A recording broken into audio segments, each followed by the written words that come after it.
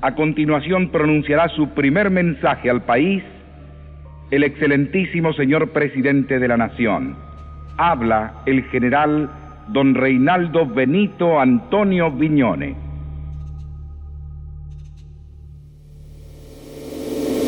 Argentinos, la nación vive un momento difícil y grave de su historia. Asumo el gobierno con una misión clara y concreta: institucionalizar el país a más tardar en marzo de 1984. Ya he tomado la decisión de levantar, a partir de hoy, la prohibición existente sobre las actividades políticas. Sé que ciertos datos del pasado reciente mueven al dolor, la decepción y hasta el enojo. Pero si nos dejáramos dominar solo por esos sentimientos, nada vital ni positivo podría crecer ahora en la Argentina.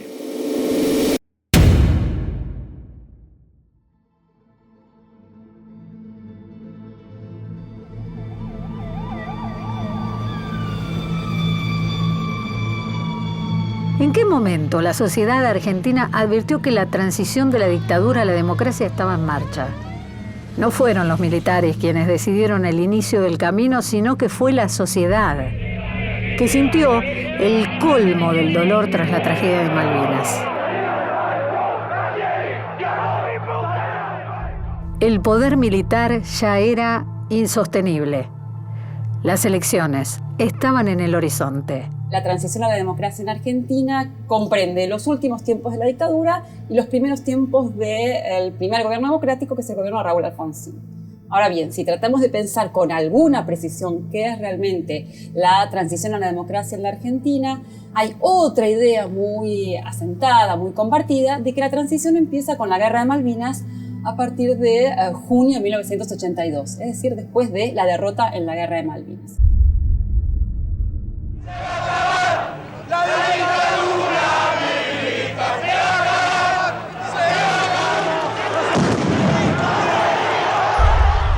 En realidad, todos los procesos que se dan después de la Guerra de Malvinas, todo había empezado antes. Muchas veces se dice que Malvinas fue lo que provocó el fracaso de la dictadura, al perder la guerra, digamos, ¿no? Yo creo que es al revés, que es el fracaso de la dictadura llevó a Malvinas, como única posibilidad que vieron allí los dictadores de encontrar una salida política. Vamos a subir la escalera de la democracia que hemos perdido, escalón por escalón. Yo creo que la transición, esto que llamamos la transición democrática, comienza ahí en el 81, 82. Y Malvinas es el episodio más importante, sin ninguna duda. Después de la guerra, la caída del régimen es indetenible y es indetenible la aparición de sus crímenes a nivel nacional e internacional. El único impedimento que hubo a nivel internacional al principio sobre los crímenes de la dictadura era su carácter secreto. Ni bien comienza a trascender determinados detalles del aparato del terrorismo de Estado, ese carácter secreto se disuelve.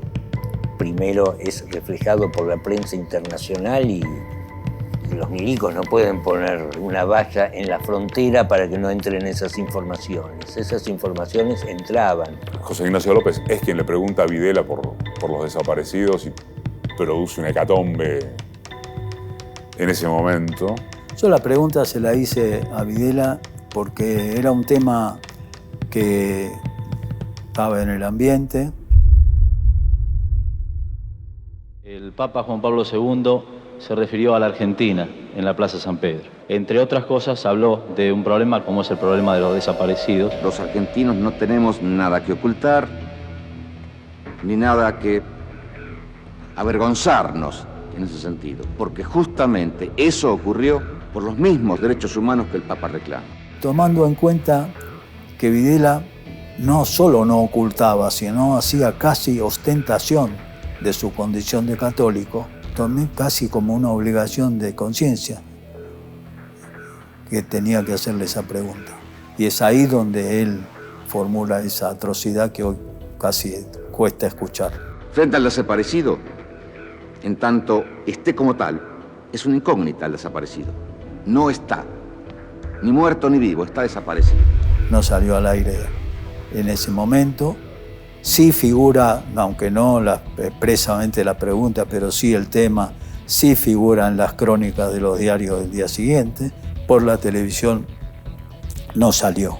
Cuando se emitió la conferencia de prensa no salió. Esto siempre lo cuento porque es así. Cuando a mí en el 83 Alfonsín me ofrece ser vocero presidencial, en ningún lado se dijo que yo era el que había hecho esa pregunta, ni yo tampoco saqué chapa con eso. Las denuncias por las violaciones a los derechos humanos empiezan a ser audibles, escuchables, creíbles. Es decir, lo que solemos llamar la sociedad empieza a abrir los ojos, empieza a creer aquello que ya se venía diciendo hace mucho y que nunca fue un secreto ni un silencio, pero ahora empieza a ser creíble. El significante de desaparecidos es clave para entender la transición democrática, para entender lo que fueron las demandas democráticas después del 83, de diciembre del 83, y diría también al día de hoy es un significante muy poderoso. ¿Hasta dónde esta sociedad iba a soportar las desapariciones, el robo de bebés? Así que esa historia, esa dictadura, nació derrotada. Pero claro, hizo mucho daño, ¿no? La utilización de los grandes medios de comunicación fue fundamental para imponer las ideas de la dictadura. No se trató solamente de controlar los contenidos, sino de trabajar sobre un pensamiento único dictado por la columna empresarial que organizó el golpe. Los medios de comunicación, los medios masivos, en ese momento básicamente diría yo la televisión y los diarios, la prensa gráfica, fueron muy importantes para construir el verosímil del orden que traía la dictadura y para construir el relato que traía la dictadura, que sobre todo tenía que ver con que las Fuerzas Armadas estaban dando una batalla, etc. Obviamente los medios argentinos soslayaban cualquier información que tuviese que ver con el terrorismo de Estado. El terrorismo de Estado para ellos no existía, pero sí existían enfrentamientos, entre comillas, enfrentamientos donde las fuerzas del orden habían abatido a una gran cantidad de subversivos, cuando esos enfrentamientos eran prácticamente inexistentes y era una manera de blanquear asesinatos. Había silencio, silencio que implicaba ocultar. Por interés, por miedo, ahora sabemos que por interés. Por lo menos el principal grupo de medios. Para pensar los medios de comunicación en dictadura hay que tener en claro una primera cuestión. Los medios de comunicación pertenecen a los sectores económicos dominantes. Por lo tanto, la lógica de los medios es la de sectores económicos dominantes que acompañan el proyecto dictatorial como lo hace el mundo empresario en su conjunto. ¿Por qué te crees que le dieron papel prensa a Clarín, a La Nación, a La Razón? Porque los militares sabían a quién se la estaban dando. El presidente de la Nación, junto a autoridades de la empresa, procede a cortar la cinta con los colores nacionales. De esta manera queda así inaugurada la planta de papel prensa. Se logra mediante la voluntad de un grupo de empresarios privados y asociados al Estado argentino, con vocación de argentinos, se encolumnaron detrás de este objetivo que hoy es una realidad. No es porque sean medios de comunicación, sino porque pertenecen a un sector del poder económico que se benefició de las políticas económicas de la dictadura y que acompañó en buena medida ese proyecto. El proyecto refundacional que la dictadura sostenía y con la cual llega al poder es un proyecto que converge con los intereses de estos grandes medios. Los estados mayores conjuntos de las tres fuerzas mandaban o bajaban línea acerca de cómo debía tratarse tal o cual tema. Lo hicieron primero al inicio de la dictadura con la represión, con los desaparecidos. El segundo gran relato fue el relato de los exiliados, de los que se fueron del país, de los que dejaban la Argentina justamente porque formaban parte de este terrorismo internacional. Yo era dirigente estudiantil, dejé la facultad en el 76 porque después del golpe fue imposible seguir. Yo era militante política, no participé de la actividad militar, digamos, de la guerrilla, sino era una dirigente política. Había que irse, había que tomar la decisión de irse al exilio. En el ómnibus que yo viajaba, la mitad del ómnibus salía al exilio ese día. Y yo decía, si en un ómnibus a ese día y a esa hora sale tanta gente, esto realmente es una tragedia. Y entonces mi única obsesión fue, alguna vez yo lo voy a contar. Yo voy a contar lo que pasó. Hacia el interior de la redacción de los medios, nosotros íbamos conociendo a mucha mayor velocidad que el ciudadano del común lo que iba sucediendo, paradójicamente, porque recibíamos cables de las agencias internacionales. Las agencias internacionales informaban lo que no se informaba en la Argentina. Nosotros sabemos que nuestros desaparecidos son auténticos también luchadores por la soberanía nacional. La historia de cómo comenzó a saberse lo que realmente pasaba es una historia hecha con fragmentos. Es una historia hecha con fragmentos. A pesar de la censura, las persecuciones y los periodistas desaparecidos, los profesionales de los medios buscaron conservar sus puestos de trabajo. Algunos medios lograron complicidad con una porción de la población que poco a poco se fue agrandando. A partir del año 82, más o menos, y después de Malvinas, con un cierto grado de inconsciencia o no, trabajábamos con mucho más desparpajo, ¿no? Con muchísimo más desparpajo. Y los límites estaban dados por el sentido común, ¿no? Estaban dados por el sentido común, si eso existe en una situación tan atroz como la dictadura, ¿no? Ya a partir de ese momento hubo una sensación de que había que ir empujando los límites, ¿no? Empujar los límites cada vez un poquitito más, cada vez un poquitito más. El hombre argentino está esperando 3 fechas fundamentales para este gran paso que vamos a dar como argentinos con madurez de llegar a la democracia. La primera fecha es saber cuándo van a ser esas elecciones. Por otra parte, hay una segunda fecha también muy importante y es la unificación del mercado cambiario. En estos momentos hay mucha especulación, sabemos que tenemos que pagar una fuerte deuda externa. El sector agropecuario especula con el alza del dólar y creemos que esa fecha debe conocerla el país. Y hay una tercera fecha que tiene que ver con lo que podríamos considerar el levantamiento del estado de sitio. Yo quisiera que usted nos dé esas 3 fechas que creemos pueden ser fundamentales para eliminar todo tipo de especulaciones. Yo lo voy a defraudar porque no le voy a dar ninguna de las 3. General, ¿el gobierno se le ha entregado a quién sea el ganador de las próximas elecciones? Hay preguntas que yo deseo que me la hagan bien clarita. A ver, por favor, dígame, ¿qué es lo que me quiere preguntar? Cualquiera sea el triunfador en el próximo comicio, ¿va a ser el que vaya a seguir el gobierno? Yo le pregunto a usted, si no se hiciera así, ¿qué sucede? Yo le pregunto no, contéstela usted la pregunta. ¿Por qué quiere que se la conteste yo? No sé yo la respuesta mía es esta. En una verdadera democracia se va a una solución y la solución que se dé es la que se debe respetar. Ahora, la otra pregunta que usted quiere contener en su interrogatorio, resuélvasela usted mismo. Con relación a apretadas durante la dictadura, durante ese periodo, la más seria fue ya después de Malvinas. Al frente de la Junta estaba Nicolaides, general Nicolaides. Caído Malvinas, se publicó con mi firma y con la de Néstor Montenegro una suerte de librillo con preguntas mías, sin mencionar a Galtieri. Y ahí me llamó Nicolaides para pedir que yo fuera al comando en jefe del ejército, en Paseo Colón. Me dijo textualmente: mire, tenga presente que si esto que va a salir con declaraciones de Galtieri afecta el proceso en el que estamos o la honorabilidad de las Fuerzas Armadas, yo voy a agarrar al que hizo eso, le voy a agarrar los huevos y se lo voy a cortar así.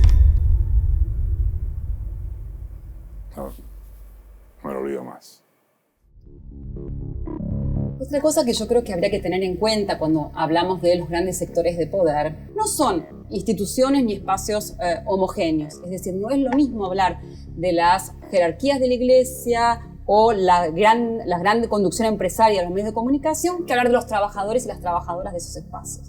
Entonces, en la Argentina hubo periodistas que dejaron su vida por denunciar la represión a las violaciones a los derechos humanos, o que sobrevivieron como pudieron adaptándose a la situación, filtrando cuando podían lo que se podía filtrar, o por ejemplo es el caso de los fotoperiodistas que hicieron extraordinarias coberturas sobre las movilizaciones por los derechos humanos en la Argentina. En las coberturas de las marchas siempre trataba de hacer algo relevante, algo distinto, algo que sea publicable e importante. Pero después, obviamente, que la edición la hacían los jefes y los militares lo censuraban. El 5 de octubre, una marcha por la vida, se hizo muy grande la marcha. Hay madres que empiezan a pasar las vallas de los policías, de la primera línea de los policías. Y después había otra valla que estaban los caballos. Recuerdo imágenes que hay madres que están y los caballos casi como que la van a apretar.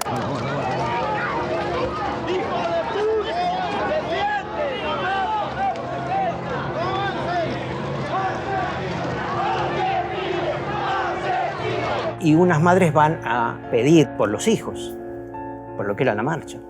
Y me queda una imagen entre una madre pidiéndole justicia y implorándole por los hijos, y el policía obviamente que la ignora con una vista arriba de ella como de superior. Hay forcejeos y pierdo a los compañeros con los que había ido. Fue el último que llegó a la agencia. El único que quedaba era el jefe para ver qué material tenía. Copia 2 o 3 imágenes y las lleva al primer piso al jefe de turno. Estaba el jefe de turno en ese momento. Como yo me parecía raro todo ese movimiento y que tardaba mucho, me dio esa idea de copiarme una foto para mí. Cuando baja me dice, mira, hay un problema, tenés que ir arriba a verlo a De Piano.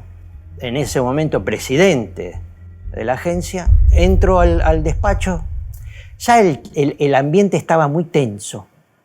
Me acerco y me pregunta por qué yo había hecho esa foto, que la tenía él en la mano. Me dice, no, esto que no salga a la luz, por su bien y por su familia.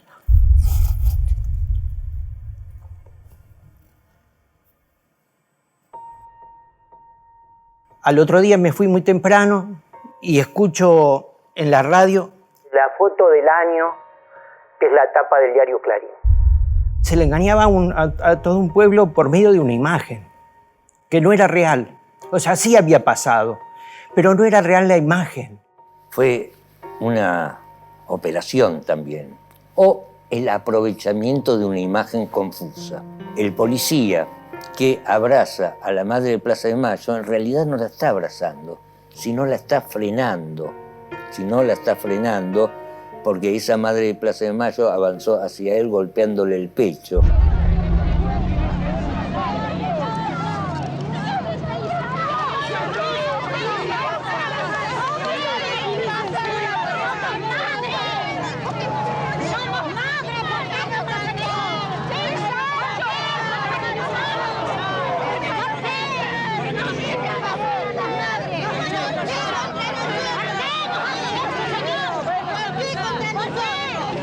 Y ese policía era el comisario Gallone, uno de los jefes de la Superintendencia de Seguridad Federal, que terminó preso por delitos de lesa humanidad y fue el máximo responsable, por eso estuvo preso, de la masacre de Fátima, donde personas secuestradas en Coordinación Federal fue sacada de allí, acribillada y dinamitada en la localidad de Fátima. Al lapso de unos días me cruzan un auto, me llevan, me hacen unas preguntas. Yo trabajaba para las madres constantemente con lo mismo, hasta que me dejaron que tenga cuidado. Obviamente que sabía que la foto no iba a salir nunca a la luz. Tuvo guardada 40 años. Esa foto en algún momento sirvió para hacer una operación.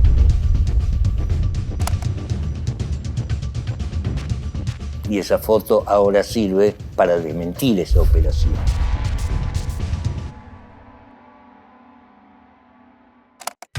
En la gráfica también la dictadura no supo qué hacer con una revista clave de esos momentos, que fue la revista Humor. Fue una revista ejemplar, ¿no? Digo, se ve que, no sé, que se les escapó, se les filtró, ¿no? El humor político es fundamental en cualquier época, pero en los momentos de clausura del espacio público, de cierre de la expresividad, de momentos en los cuales es difícil tener una palabra de libertad, el humor es un lenguaje político, es un lenguaje que se usa para los momentos en los cuales hay que decir cosas sin decirlas, porque pueden tener costos muy altos. En eso el humor juega un rol clave. Supieron ponerle la cuota de humor a un momento tan trágico de la Argentina.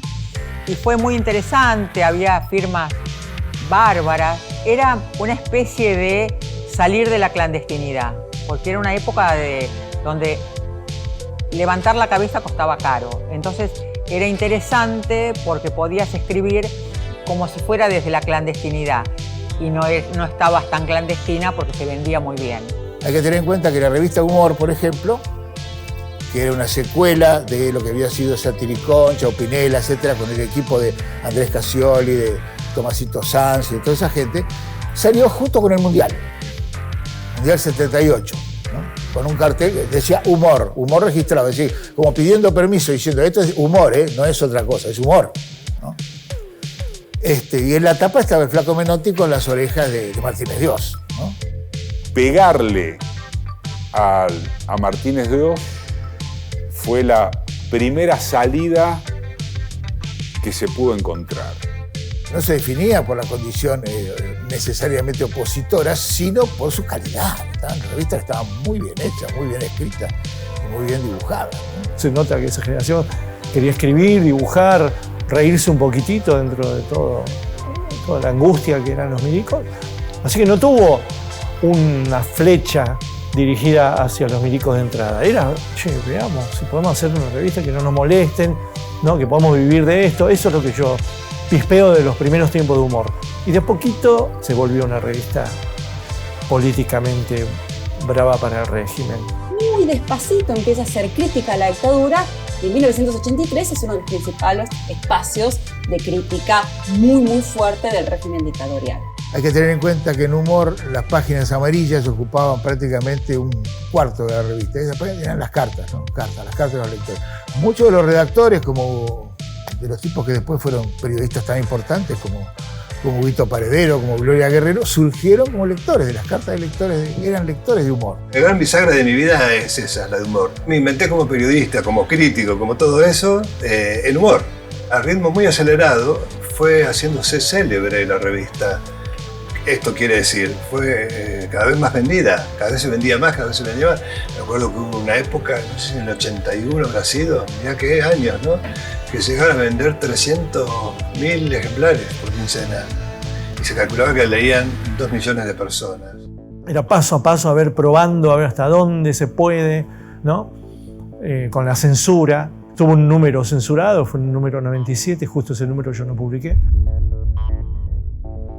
No esperábamos una censura así, una censura así como si fuera pornográfica en la revista. Recuerdo 2 sentimientos que prevalecían: la bronca y la burla, la gracia. Pero generó más locura y enojo en los lectores que en la propia redacción. Eso es lo que yo recuerdo, si la memoria no me traiciona, al día de hoy. Ese fue un hito, un momento cúlmine de la revista, ¿no? Esa revista podría haber desaparecido en ese número, sin embargo los lectores siguieron bancándola y no pudieron cerrarla. Ese momento fue crucial para el periodismo argentino. El gobierno militar insistió en una política económica para pocos, retomando la precarización de los recursos y dejando de lado la industria nacional. El resultado fue una gran deuda externa que además sumó como si fuera poco, la estatización de la deuda privada empresarial.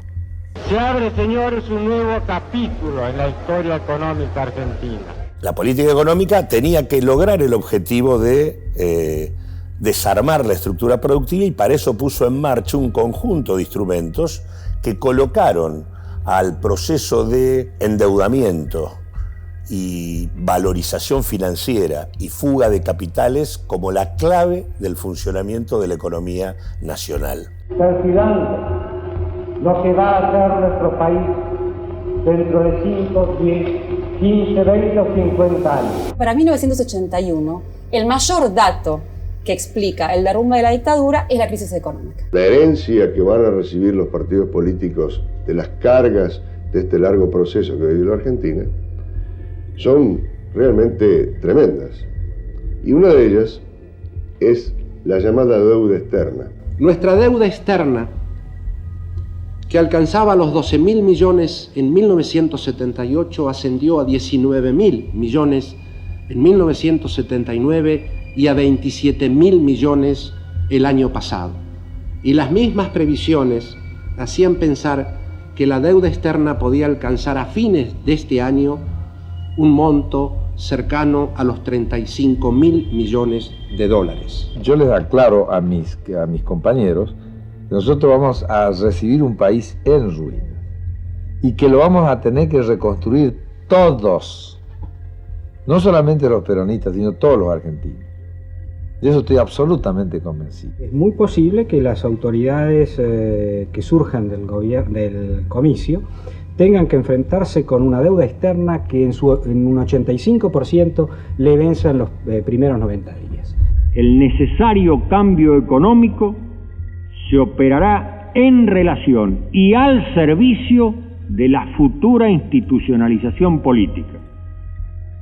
A tal efecto, el alto endeudamiento externo será reestructurado. Trataremos de evitar, de ese modo, que el futuro gobierno constitucional se vea condicionado por requerimientos financieros imposibles de asumir. El intento de reestructurar la deuda para que el gobierno constitucional no recibiera una situación compleja, como Viñones sostiene en su discurso, no es algo que se logre. No se logra no solo por las políticas que se aplicaron, sino porque concretamente se agravó. Lo que comienza es lo que uno podría denominar el proceso paulatino de transferencia del endeudamiento que habían tomado originalmente los capitales privados en la Argentina. Me refiero a los principales grupos empresarios locales y extranjeros de nuestro país. Comienza el proceso por el cual el Estado va a empezar a absorber paulatinamente esa deuda que está en manos privadas. Los que debían eran los privados y que al cambiar el nivel del dólar se multiplicaba el endeudamiento que tenían que asumir. El año último se han liquidado 60 entidades financieras, debiendo el Banco Central pagar por los depósitos de esas entidades financieras más de 12 billones de pesos. Vas a suscribir acciones por varios millones de dólares. ¿Yo? ¿Y con qué? Con un crédito que el mismo banco te va a dar. ¿A mí? ¿Cómo me va a dar semejante crédito a mí? ¿Con qué respondo yo? Pero Carlitos, no estamos solos. Lo que aparece allí es el proceso de cubrirle las espaldas a los grupos empresarios. Eso hizo que, sin que la deuda cambiara de acreedor, seguían siendo deudores los grandes grupos privados, pero comenzaba el Estado a tener que hacerse cargo paulatinamente de una parte de la deuda. Si uno tiene que ver quién fue el artífice del comienzo del proceso de estatización, indudablemente es Domingo Cavallo. El Estado subsidia a las empresas, a las grandes empresas, para que frente al cambio de situación no tengan ningún costo y el costo se le traslada vía estatización al conjunto de la sociedad. Aquí hubo mucha gente que infló la deuda y ahora va a haber que pagarla. Entonces vamos a tener que pagar 2 veces la plata que se llevaron. Yo creo que puede haber entre 10.000 y 15.000 millones de dólares que se fueron del país y nadie sabe cómo. Para ser precisos, se estatizaron aproximadamente unos 17.000 millones de dólares de deuda privada, de los cuales prácticamente el 50%, tiene que ver con grandes grupos empresarios que son hoy todavía buena parte de los principales capitales que dominan la sociedad argentina. En la medida en que la dictadura empieza a entrar en crisis, lo que va a suceder es que los antiguos aliados de la dictadura, y aquí hay que decirlo con nombre y apellido, los medios de comunicación, la Iglesia Católica, la justicia, etcétera, van a empezar a tomar distancia del propio régimen.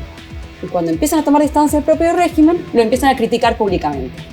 Entonces se empieza a generar un círculo bastante complejo en el cual la dictadura se va derrumbando y todo el mundo empieza a tomar distancia de la dictadura y ayuda a su derrumbe.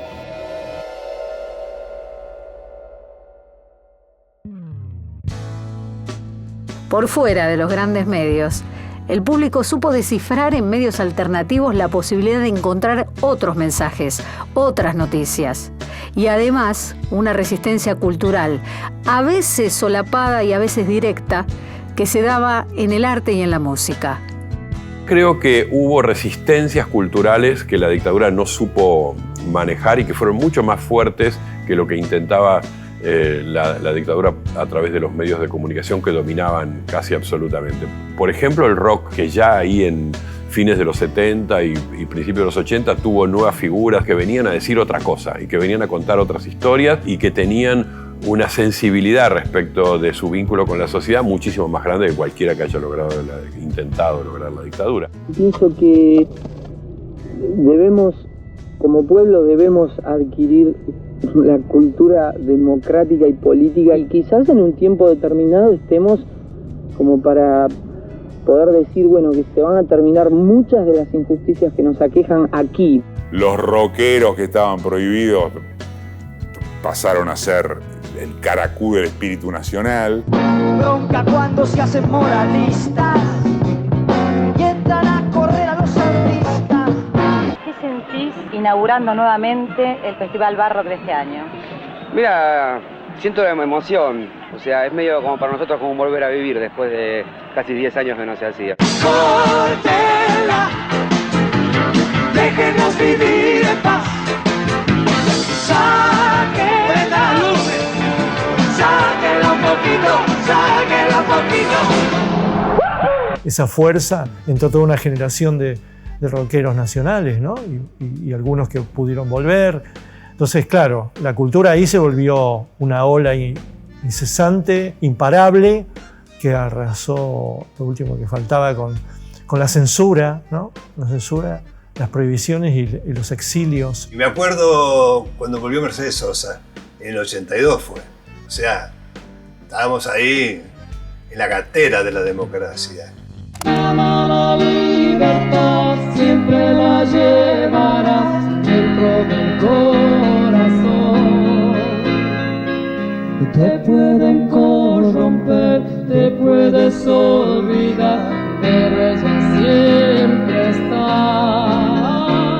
Todo lo que se abrió, Víctor Heredia, León Gieco. Considero que somos los que escribimos respecto a la realidad argentina. Y también sueña con votar un gobernante.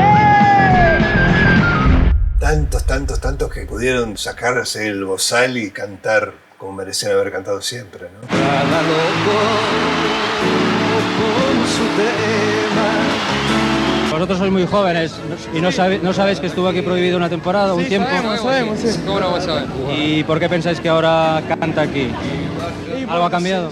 Y puede ser que algo cambie, esperamos que cambie, todavía no cambió, pero esperamos que cambie. Con este proceso de apertura cultural, de cierto aflojamiento a la censura, empiezan a aparecer, aún en dictadura, una serie de revistas, una serie de periódicos con otro lenguaje. Muchas publicaciones con parámetros más o menos parecidos, muy críticos con respecto a la dictadura militar y portadores de nuevas visiones del mundo. Evidentemente El Porteño, el diario La Voz. La Voz tuvo corta vida, ¿no? Fue un diario muy interesante, de denuncia, de investigación, de cosas que todavía no estaban demasiado saldadas. En ese diario, La Voz, ahí hacíamos humor y hablamos de política. ¿No? Hablamos de política, no era un diario opositor. Estuvimos ahí un tiempo, nos fuimos en víspera de las elecciones, fundamos nuestra propia revista de humor que se llamó feriado nacional. Eso fue un invento de nuestro querido amigo Martín García.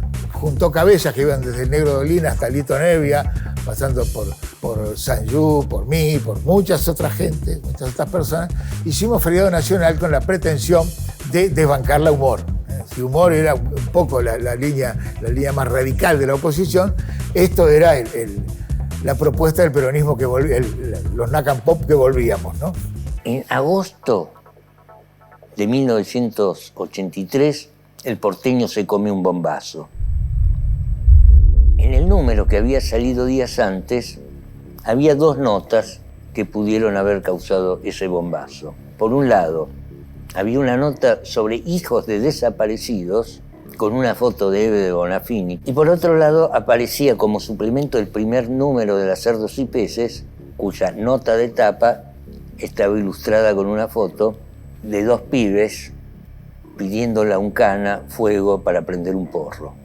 Ese conjunto de elementos culturales fueron mucho más poderosos que todas las operaciones culturales que hizo la dictadura en esos años. Efectivamente había una sensación como de que algo nuevo venía, de que se terminaba la pesadilla de la dictadura. Así que yo lo que recuerdo es leer los diarios, mirar todo lo que podía, empezar a escuchar nuevas voces. Todo eso acompañaba, digamos, un clima de época, ¿no? De mucho entusiasmo político.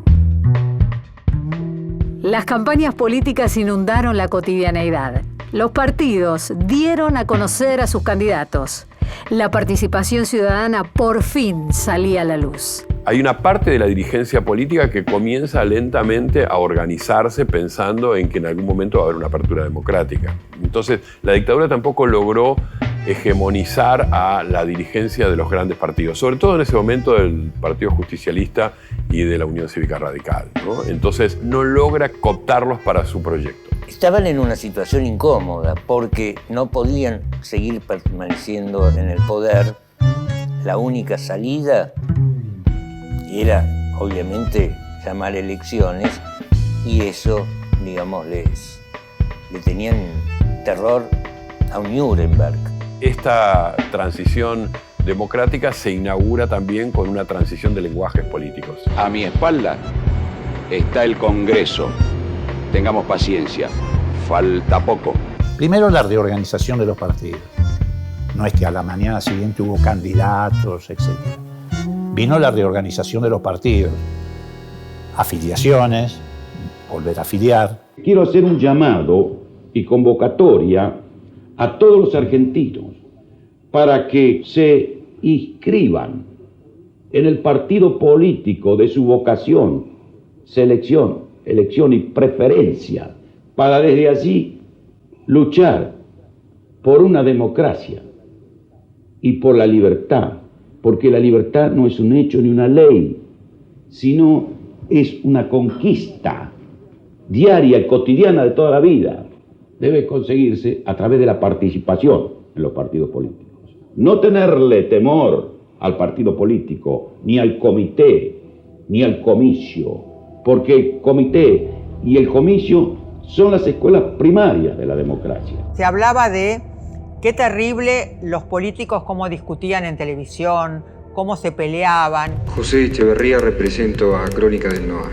Señor presidente, considerando que los partidos han estado alejados de la gimnasia política y se han producido fraccionamientos internos, ¿en qué medida, según su opinión, considera usted que sería positivo un gobierno civil si hasta el momento no han logrado una coherencia total en las propuestas que formulan? Siempre los antidemocráticos el ruido los molesta. Y hay un ruido que hace la política que es muy interesante. Cuando el pueblo se mueve, hace ruido. Noto una gran seriedad en los dirigentes políticos en términos de diálogos entre ellos. La multipartidaria es un ejemplo. Hay una acción común con tal de encontrar respuestas claras para la Argentina. Aparece la multipartidaria, que ya es una coordinación de los partidos políticos para encarar más frontalmente una lucha antidictatorial, que a pesar de que ya estaba en un estado de extrema debilidad, no terminaba de iniciar el proceso de apertura política, llamar elecciones, etc. Entonces, frente a esa vacilación de la dictadura, se decide en diciembre del 82 organizar una marcha de la multipartidaria que tuvo una dimensión pocas veces vista en la ciudad de Buenos Aires.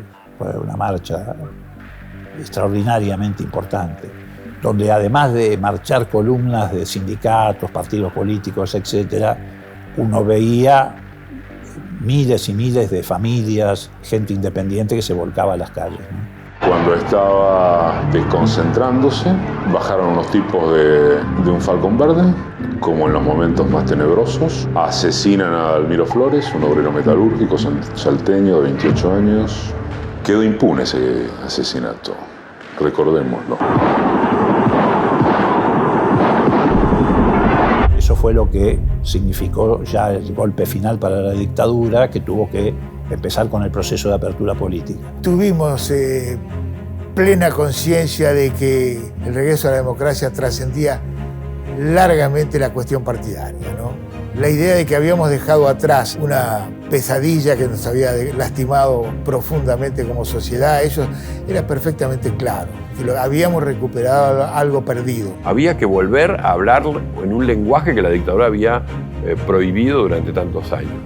Yo creo que el que mejor interpretó ese momento fue Raúl Alfonsín, porque hizo 2 o 3 cosas que conectaron con la sociedad.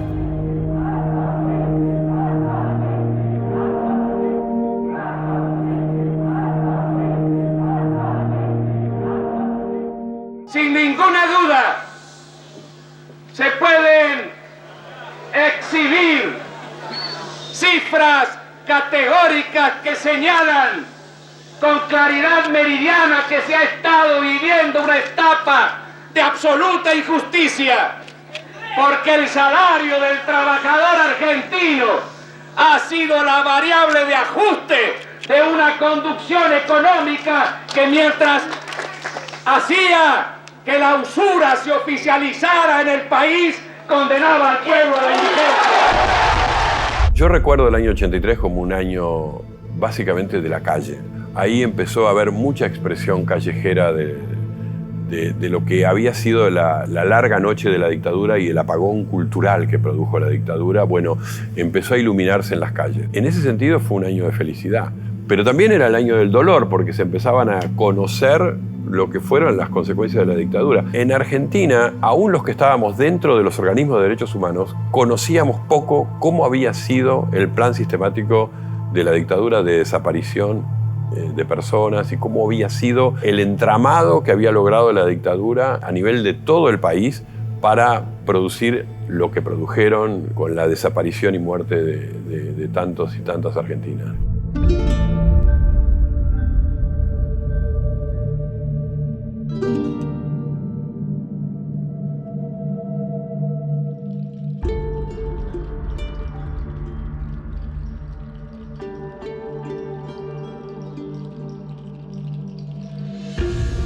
Un ejemplo dramático que es el ejemplo de la apropiación de los niños. Eso fue algo que se conoció después. Era un plan también, un mecanismo de apropiación de hijos desaparecidos, un mecanismo que a veces significaba tener en vida a una madre hasta que diera luz, después matarla, hacerla desaparecer y quedarse con el hijo. Bueno, y a tener una protección legal de eso también. Bueno, esos mecanismos, yo diría en 1983, eran desconocidos de cómo funcionaba eso.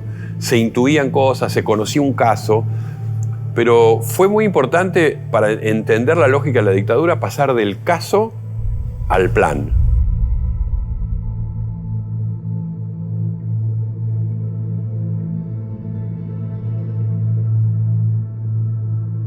Todas las personas interesadas en conocer cómo funciona la dictadura y cómo funciona la Junta Militar, y en particular los historiadores y las historiadoras, tenemos un material absolutamente extraordinario, que son las actas de la Junta Militar, que fueron recuperadas en 2013 en el subsuelo de un edificio de la Fuerza Aérea.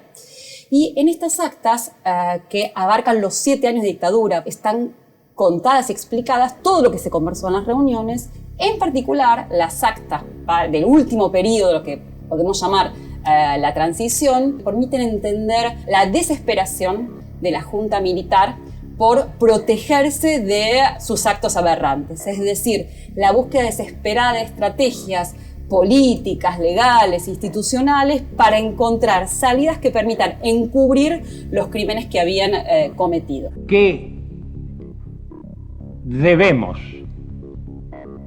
hacer en función de gobierno en este lapso que nos queda por transitar? Había evidentemente un plan para justificar sus culpas y en ese sentido incurrían con exagerada frecuencia en operaciones para plantear que la lucha antisubversiva fue un tratamiento doloroso para sanear la nación. ¿Qué iba a ocurrir con lo que habían hecho los militares, pero también qué iba a ocurrir con los militares hacia adelante? Porque las Fuerzas Armadas habían sido un actor político muy importante en los años 50, 60, 70 y ahora estábamos en los 80. ¿Qué iba a ocurrir con ese actor político? ¿Cómo se lo iba a disciplinar, a subordinarlos al poder civil y a la democracia? Ese era un desafío tremendo. Recordemos el pasado para entender la opción del presente: democracia o caos. Señor, recientemente el precandidato a presidente por la Unión Cívica Radical, el doctor Raúl Alfonsín, manifestó en Córdoba que la dicotomía actual en la sociedad argentina es democracia o fascismo. ¿Qué opina usted respecto a esa afirmación? Que el señor Alfonsín sabrá lo que dice. Aquí hay que decir que el régimen intentó durante mucho tiempo alguna forma de negociación con los partidos políticos que en teoría iban a heredar el poder ejecutivo después de la dictadura. Esto que el régimen estaba intentando era negociar básicamente la impunidad. ¿No sería el momento de olvidar totalmente los agravios? No caben agravios ni de los militares hacia los civiles, ni de los civiles a los militares. Es decir, yo creo que la palabra es convivencia, no sé si hay otro adjetivo, ¿no? Se produce el corte del gobierno constitucional y yo diría que en ese momento el país estaba de acuerdo. Este episodio también yo creo que de alguna manera justifica a nuestras Fuerzas Armadas que también hay que crear el ambiente necesario para que vuelvan a sus cuarteles en paz con sus conciencias. Este intento de negociación que la dictadura sostuvo durante bastante tiempo fue fracasando, fue derrumbándose en la medida en que la dictadura perdía su propio poder político. Cuando pierde poder de negociación, lo que intenta hacer son dos estrategias. La primera es algo que se va a llamar el documento final sobre la subversión. La dictadura lo va a dar a conocer en abril de 1983, que es un documento por escrito que se va a pasar por televisión, en el cual reivindican absolutamente lo hecho en cuanto a la lucha antisubversiva, dicen que si hubiera que hacerlo de vuelta, lo harían de vuelta, y dan por muertos a los desaparecidos. A continuación, se dará a conocer el documento final de la Junta Militar sobre la guerra contra la subversión y el terrorismo.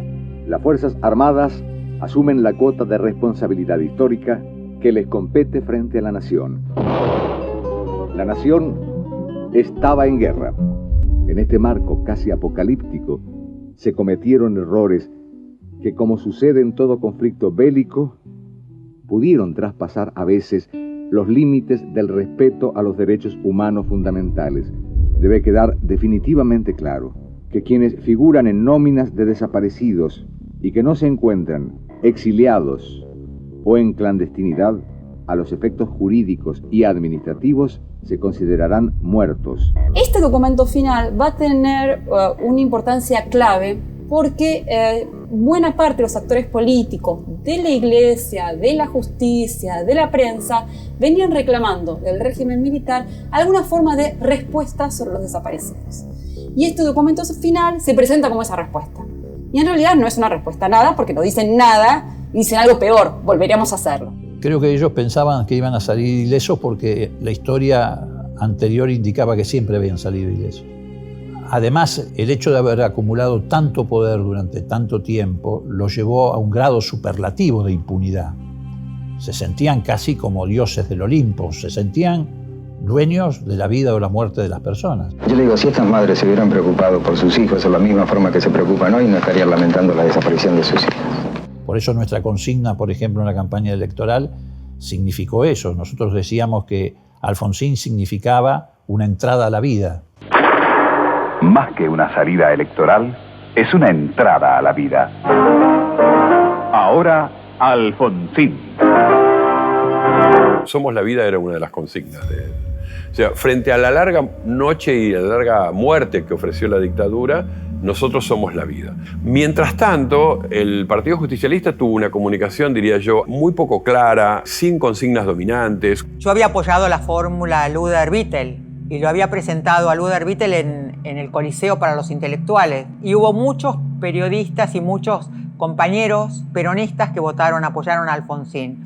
Era muy atractivo Alfonsín y era muy poco atractiva la fórmula Luder-Vittel. La nación entera está a las puertas de su gran expectativa.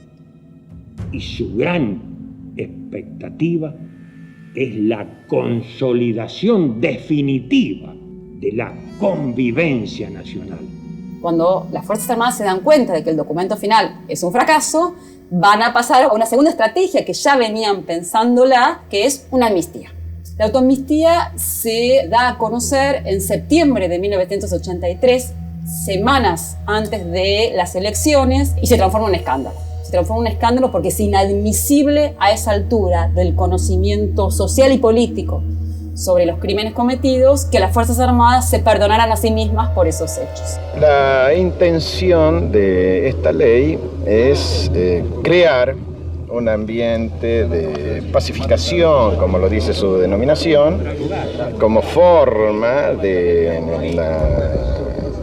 con los procedimientos más legales posibles, crear un ambiente de conciliación, de reconciliación nacional y podernos proyectar sin mayores perturbaciones a la solución democrática que creo que todos ambicionamos. Los tipos querían salir lo más indemnes posible.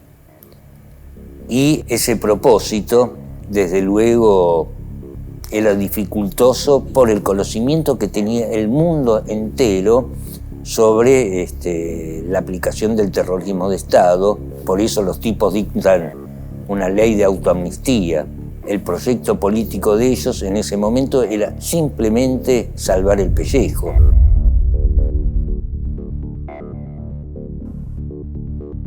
Cuando la escena política está cambiando y cuando los vientos están cambiando, bueno, efectivamente hay un reacomodamiento a la nueva escena democrática y esa nueva escena democrática va a ser fundamental en los medios de comunicación. Por ejemplo, gran ejemplo es cómo los medios empiezan a dar espacio a las denuncias sobre desaparición forzada de personas, sobre represión, sobre violaciones a los derechos humanos. Aquí vale la pena detenerse un momento en un fenómeno muy particular que se da en los medios de comunicación en ese momento, que es el llamado show del horror. Y que está bueno mencionarlo porque tiene un rol protagónico los medios de comunicación y muy en particular el cierto número de revistas en formato semanario, revistas informativas, que van a empezar a mostrar los crímenes de la represión como si fuera un show. Se pasó de la censura, del terror, de la autocensura, de hablar todo el tiempo de los desaparecidos, pero en silencio, entre nosotros, al destape, ¿no? El destape. Y el destape provocó excesos. Me acuerdo de una revista que hicieron una nota en donde replicaron con muñecos esa cosa horrorosa de los vuelos de la muerte, ¿no?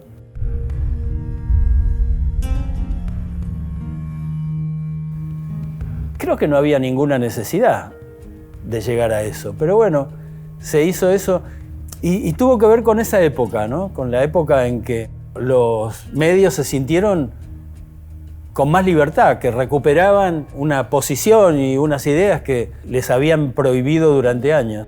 Se lo presentó como el show del horror al conjunto de revelaciones en torno de los desaparecidos, las fosas comunes, las tumbas CNN.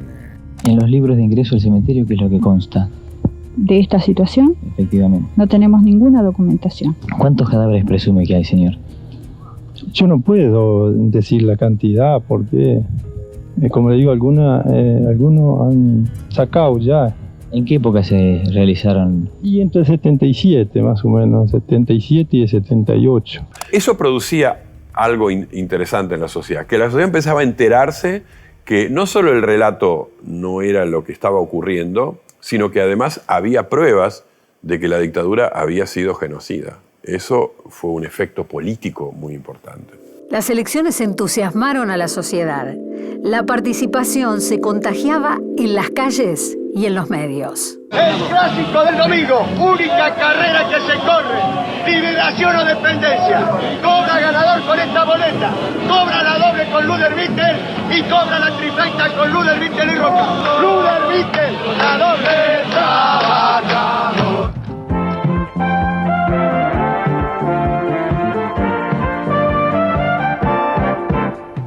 Se acercan ya las elecciones. ¿Cuántos se van a presentar? Se acabó el proceso, algunos van al queso. En octubre hay que votar. Sepa qué hacer. Vótelo a Frigerio.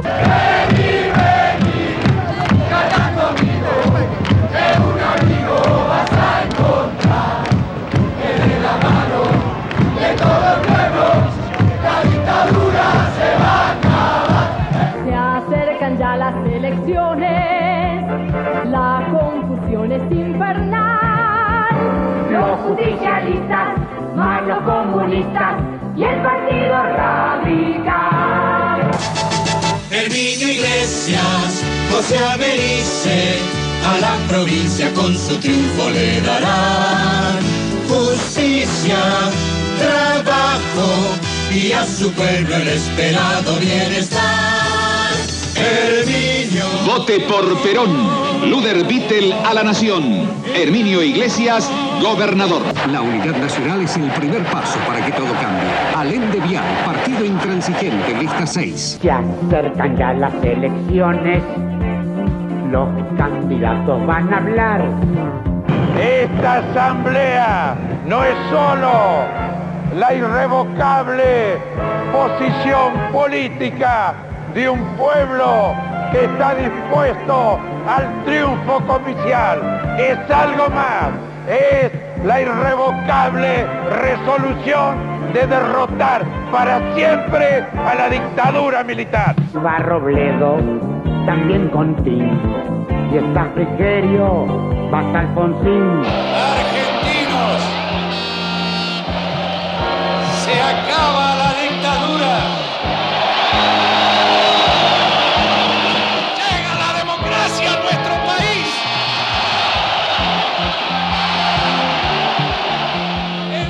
Por toda la República, que no se trata solamente de elegir candidatos, aquí se trata fundamentalmente, de ver si es posible que le pongamos realmente una bisagra a la historia argentina y terminar con la frustración y la desesperanza.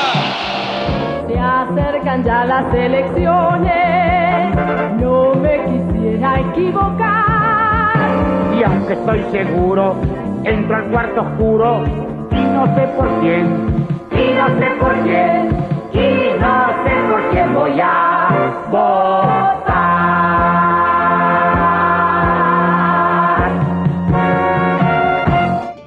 Este es un día de gran alegría para la nación entera. Todos, en distinción de banderías, deben sentirse contentos de haber restaurado la libertad después de una tiniebla tan tremenda como la que hemos sufrido. Todos los argentinos, sin distinción, creo que esta es una alegría que nos cabe para todos.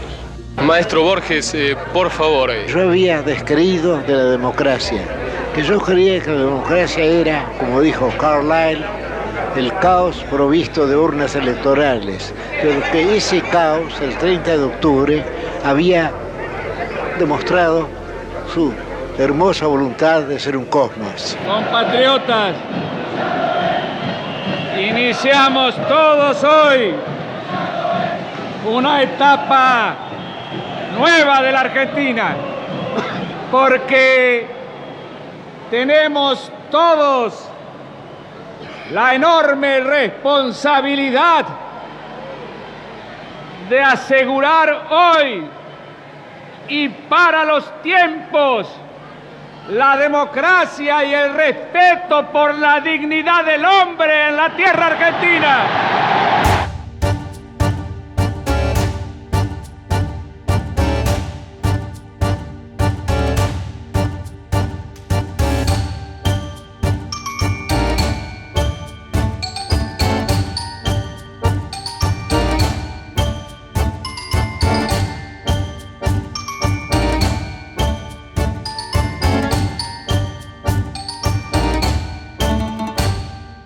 número de feriado nacional inmediatamente posterior a las elecciones fue una tapa, la democracia al desnudo. Estaba Viñones poniéndole la banda a Alfonsín, había un granadero parado. Claro, estaban todos en pelota, todos desnudos. Un fracaso, un fracaso. No estaba para tomarse en joda la democracia, digamos. Se tomó ese gesto, ¿no? Y la democracia era algo que no se tocaba, no se podía joder con eso, ¿no? Así que nuestra idea de ser contestatarios y divertidos y todo no funcionó.